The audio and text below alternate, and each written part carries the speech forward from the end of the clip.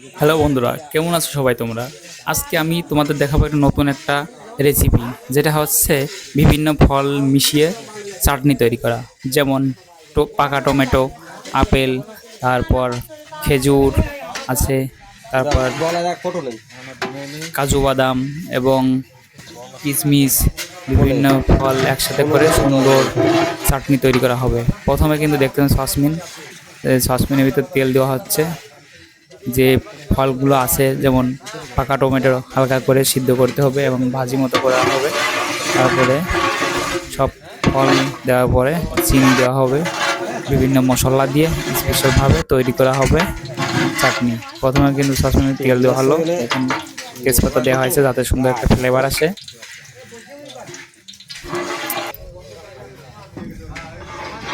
দেখেন, কাঠের আগুনে কিন্তু জাল দেওয়া হচ্ছে অনেক সুন্দরভাবে।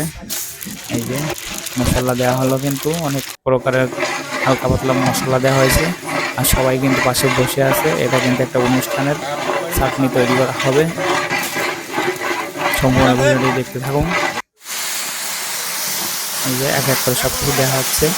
টমেটো দেওয়া হয়েছে, পাকা টমেটো কুচি করে কাটা হয়েছে, যেগুলো দেখেন কত সুন্দর লাল টকটকে।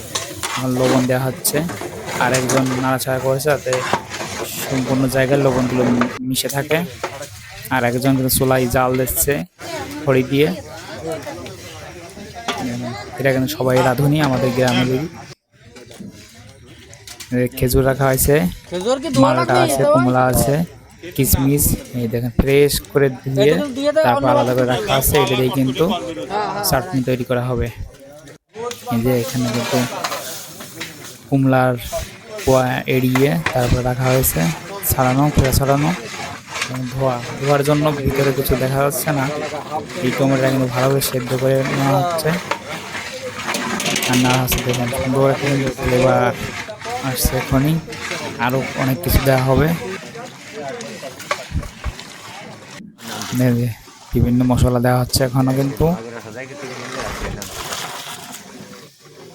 এখন জল দেওয়া হলো, গরম জল। এখন দেওয়া হলো কিন্তু চিনি, দেখেন এক গামলা চিনি কিন্তু দেওয়া হলো সসপ্যানের ভিতরে। আর ভালো করে খুন্তি দিয়ে নাড়া হচ্ছে যাতে সম্পূর্ণ চিনিটা এবং যে ফল টমেটো মিশে যায়। একদম সফট হয়ে গেছে, একদম কত সুন্দর একটা কালার আসছে। এইভাবে যদি আপনারা রেসিপি বাসায় অথবা যে কোনো অনুষ্ঠানে খেয়ে থাকেন, অবশ্যই কমেন্টে জানাবেন। সবাই কিন্তু চারিদিকে বসে আছে, এটা রান্নাটা দেখছে, আমার অনেক ভালো লেগেছে। আপনাদের কেমন লেগেছে অবশ্যই জানাবেন। এই যে এখনো কিন্তু রান্নাটা সম্পূর্ণ হয়নি, আরও কিছু সময় এটা রান্নার করতে হবে, জাল দিতে হবে। এবার বাইরে যে জলটা দিচ্ছে ওটা শুকিয়ে যাবে, শুধু ফলের যে রস সেরে থাকবে। চিনি, মিষ্টি, খেজুর, এই দেখেন টেস্ট করা হচ্ছে আসলে কি কোনোটাই কোনো চিনি, লবণ বা অন্য কিছু দরকার হবে কিনা। দেখেন বলছে একদম পারফেক্ট হয়েছে। হয়তো হালকা পাতলা কিছু দেওয়া লাগতে পারে, নাও লাগতে পারে। খেজুর দেওয়া হচ্ছে, খেজুর দেওয়ার পরেই কিন্তু একটু পরে জ্বালালেই সব কিছু হয়ে যাবে। এখন দেওয়া হচ্ছে কিশমিশ, কতগুলো কিশমিশ দেওয়া হচ্ছে। গাবলিতে আরও কিন্তু রাখা রয়েছে। এই দেখুন, এখন কিন্তু দুধ দেওয়া হচ্ছে।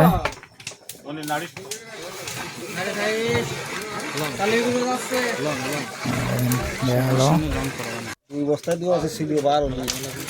দিয়ে ভালো করে নেড়ে দিচ্ছে। এই যে আরও এখন কিন্তু যে আপেল কুচি করে রাখা হয়েছিল সেগুলো দেওয়া হচ্ছে। আগে দিলে ওইটা কিন্তু গলে একদমই হয়ে যেত, তার কারণে পরে দেওয়া হচ্ছে।